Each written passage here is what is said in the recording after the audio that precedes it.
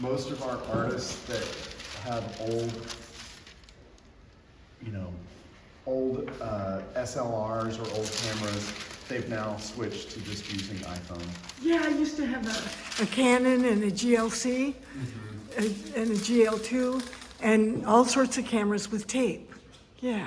Well, let's, we can talk about the work first before we go further on this. So these are all 4 drawings from 1979, I believe, all by Rick Barto. And when he was still signing R. Elmer was his middle name and his father's name. And 1979 is the year Rick quit drinking, got sober, and never went back. So stayed in sobriety the rest of his life.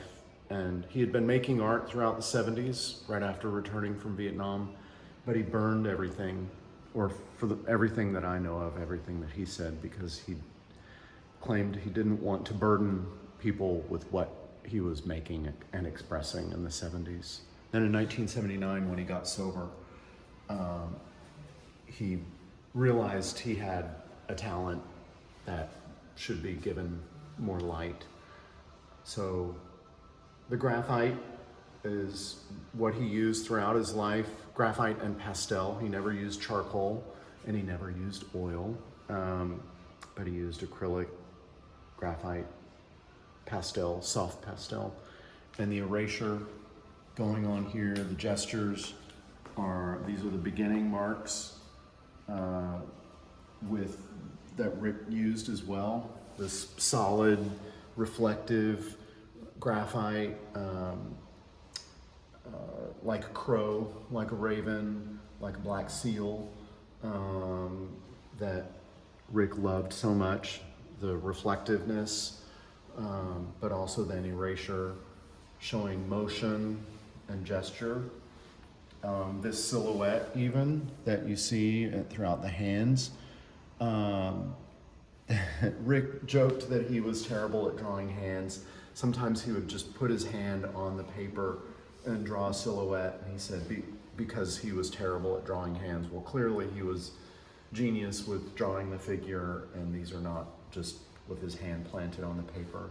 But the silhouette line, he would continue throughout his life, even with very large scale gestural drawings.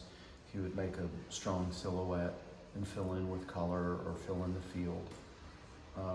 The transformation imagery that we see in this one with the raven and the self, if you will, here in contemplation and reflection, and then this maybe inner self image of himself, which very much looks like Rick, his silhouette.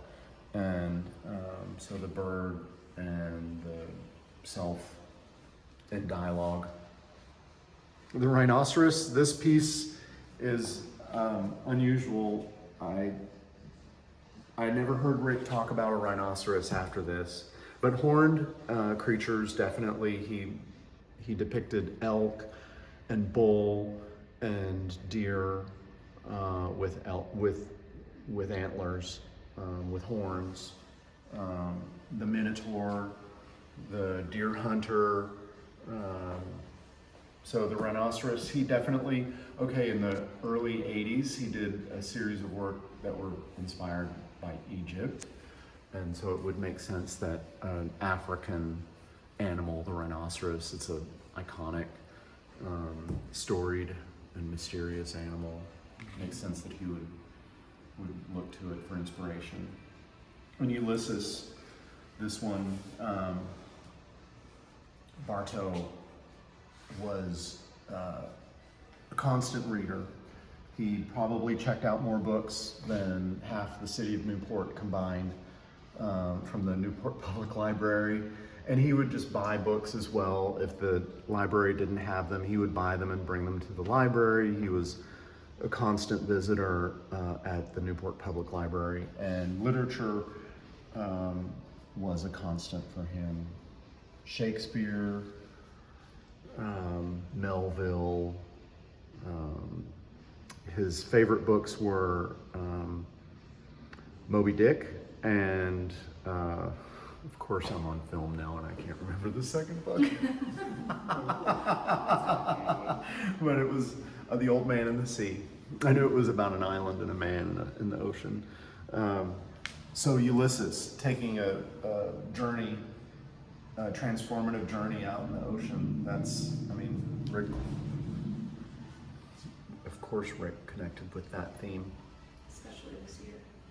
Yeah, in 1979 he went through, that was his first major transformation year.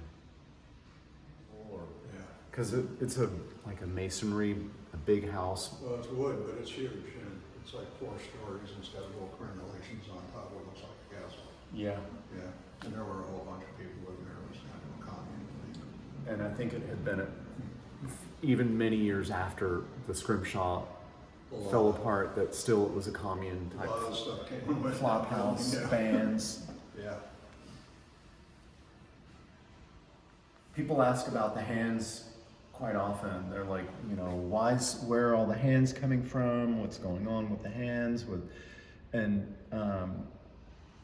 you know, one doctor that bought Rick's work and was very thoughtful. She said, well, there's, you know, the sense of touch and healing that comes from, you know, healing comes from touch. And so maybe it's, even though Rick, for years, he said, oh, he hated massage. He hated people that he didn't know touching it. But even though he might publicly claim that, but he knew he needed and wanted healing. And the gesture Well, as that's well. Vockity too. I mean, they're ripping him apart. Death by annihilation is, Yes. you know, it's like, Yes. yeah, I can see where that fits right into how he felt. And this one as well, John Lennon.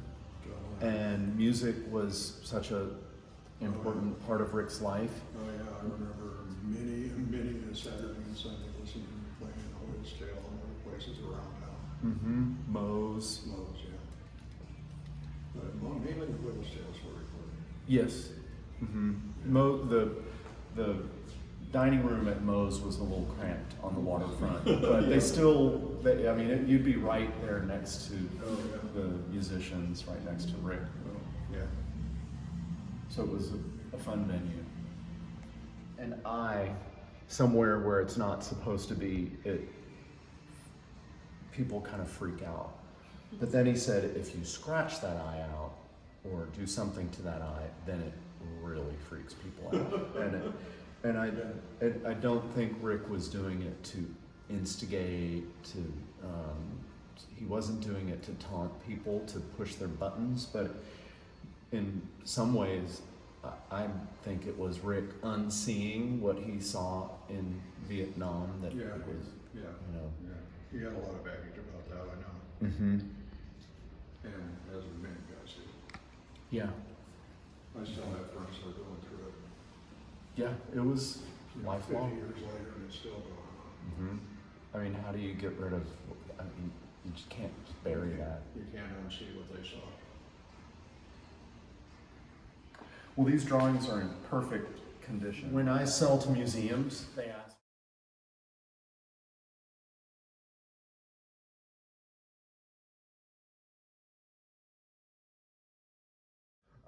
This is from back in 2011. Rick had a show, the University of North Carolina at Pembroke. So that's east of Raleigh, east of Raleigh, towards the coast. And they had been wanting to do a show of Rick Bartow's work, as had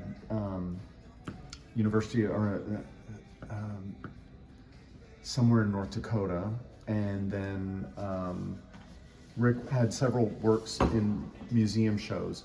And at North Carolina, at Pembroke, they asked to have a show. And I said, how about if we make it a group, or a retrospective of sorts, and we pick up one piece from several decades, and it'll go to you, and then it'll go to another museum. And all the artists that we're featuring are included on our website, froelickgallery.com.